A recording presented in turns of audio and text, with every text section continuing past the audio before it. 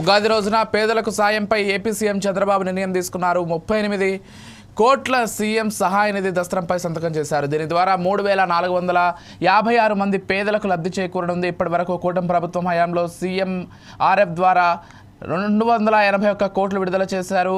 అంతకుముందు సీఎం చంద్రబాబు ఉగాది పండుగను ఉద్దేశిస్తూ ప్రసంగించారు. తెలుగు ప్రజలందరికీ శుభాకాంక్షలు తెలిపారు. టీటీడీ అర్చకులు సీఎం చంద్రబాబుకు వేదాశీర్వచనాలు ఇచ్చారు. కార్యక్రమంలో TTD chairman BR Naidu, EO Shyamala Rao పాల్గొన్నారు.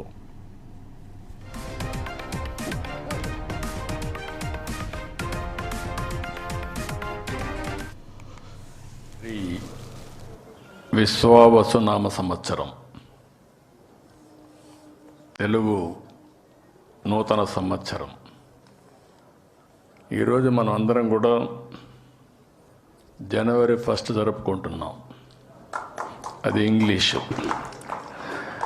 కానీ మన సాంప్రదాయాలను మనం మర్చిపోవడం లేదు. జనవరి 1 ఎంత ఇంపార్టెంటో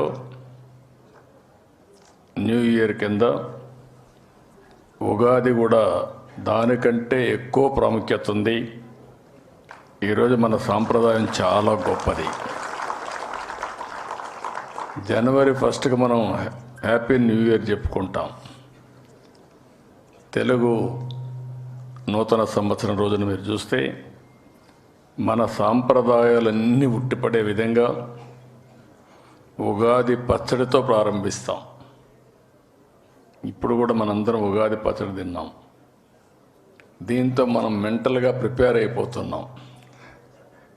కష్టాలుంటాయి, సుఖాలుంటాయి, అదృష్టాలు కలిసి వస్తాయి, సమ్టైమ్స్ దురదృష్టం కూడా వెంటాడుతుంది. అన్నింటినీ తట్టుకుని నిలబడడం చాలా అవసరమని మనకు మన పెద్దల నుంచి వచ్చినటువంటి వారసత్వ సంపద ఇది. అది వచ్చినప్పుడు చాలామంది కూడా దాన్ని ధైర్యంగా ఎదుర్కొనే శక్తి వస్తుంది. వేరే వాళ్లకు లేనటువంటి ఒక సంపన్నమైన వారసత్వం ఇదని చెప్పి కూడా నేను మీకు తెలియజేస్తున్నా.